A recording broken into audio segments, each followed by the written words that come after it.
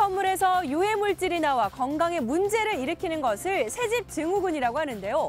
낡고 오래된 집도 새집만큼 위험할 수 있다고 합니다. 헌집 증후군, 병든 집 증후군이라고 들어보셨나요? 오래된 집에서 나오는 유해 물질이 건강에 나쁜 영향을 끼치는 것을 말하는데요. 주로 곰팡이와 진먼지 진드기, 낡은 배수관에서 새어나오는 유해가스가 질병을 일으키는 원인입니다. 알레르기 증상이 있던 분들은 천식이라던가 비염, 결방염, 그리고 또 아토피 증상이 심해질 수가 있고요. 또 오래된 배관에서 가스가 올라오게 되면 두통이나 소화장애도 역시 알레르기 증상을 악화시킬 수 있습니다. 낡고 오래된 집에는 진먼지 진드기가 번식하기 쉬운데요. 실제로 진먼지 진드기가 서식하는 미세먼지 농도를 조사해보니까 지은 지 10년이 넘은 아파트의 농도가 10년이 안 된 집보다 1.5배 이상 높았다고 합니다. 집안의 먼지가 차곡차곡 쌓이면서 해충이 살기 좋은 환경이 되기 때문입니다. 낡은 배수관이나 수도관도 문제가 될 수 있는데요.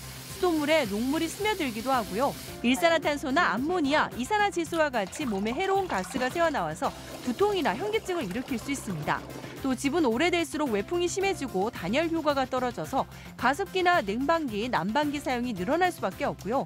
이로 인해 전기요금이 많이 나오는 데다가 습도 조절이 잘 안 돼서 곰팡이나 해충이 생길 가능성이 커집니다. 그렇다면 헌집 증후군에 어떻게 대처해야 할까요? 청소와 환기가 거의 유일한 해결책인데요. 진먼지 진드기가 생기기 쉬운 침구는 주기적으로 온수 세탁하되 햇볕에 자주 말려 소독해야 하고요. 실내 습도와 온도 조절을 위한 환기도 필수인데요.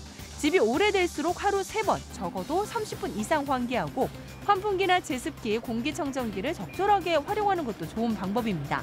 통풍이 잘 되도록 벽에서 가구나 가전제품을 충분히 띄워 놓아야 하고요. 오래된 배수관은 새 것으로 교체하는 게 안전한데요. 교체가 어렵다면 물을 쓰지 않을 때 배수구 마개를 닫아두면 유해가스를 막을 수 있습니다. 헌집에 새 가구나 침구를 들여놓을 땐 환기를 더욱 자주 해줘야 하는데요. 헌집 증후군과 새집 증후군의 원인이 되는 물질이 동시에 나와서 건강에 더욱 안 좋은 영향을 끼칠 수 있다고 합니다. 이어서 유용한 생활 정보 전해드립니다.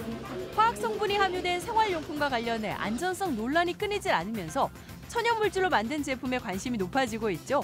최근에는 소금을 넣어 만든 생활용품들이 눈길을 끌고 있습니다. 소금 치약이 대표적인데요. 치약이 없던 시절, 이를 닦을 때 치약 대용으로 썼던 소금이 아예 치약의 주요 성분으로 사용됐는데 잇몸 질환과 충치를 예방하는 기능이 뛰어난 데다가 자극 없이 양치할 수 있다는 게 가장 큰 장점이라고 합니다. 파라벤 등 유해 물질을 쓰지 않고 소금을 넣은 로션도 등장했는데요.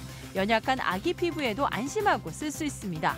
피부에 직접 닿는 속옷을 유해 성분 걱정 없이 세탁할 수 있는 속옷 전용 세제와 섬유 유연제, 소금이 들어간 주방용 세제도 나왔고요. 이 소금 비누는요, 세정력은 강하면서도 화학 성분으로 인한 자극이 없어서 샤워할 때는 물론 세안용으로도 사용할 수 있다는군요. 머리카락을 말릴 때 쓰는 헤어 드라이어, 생각보다 쓰임새가 다양한데요. 생활 속 헤어 드라이어 활용법 알아봅니다. 급히 나가야 하는데 옷에 구김이 심할 때 다림질을 하지 않아도 주름을 펴는 방법이 있는데요. 분무기로 물을 뿌린 다음 드라이어로 말리면 옷 구김이 사라지고요. 발이 부어서 구두가 꽉 낄 때도 헤어 드라이어를 이용해보세요. 열풍을 가하면 신발을 늘릴 수 있습니다. 비닐로 선물 포장을 할 때도 유용한데요. 드라이어로 바람을 가하면 비닐이 수축하면서 더 깔끔하게 포장할 수 있고 굳어버린 촛농도 뜨거운 바람으로 초를 녹여 닦아내면 얼룩 없이 깨끗이 제거할 수 있습니다. 키보드에 낀 먼지를 청소할 때, 오래된 앨범에서 사진이 비닐에 붙어서 잘 떨어지지 않을 때도 바람을 가하면 쉽게 떼어낼 수 있다고 하네요. 지금까지 스마트 리빙이었습니다.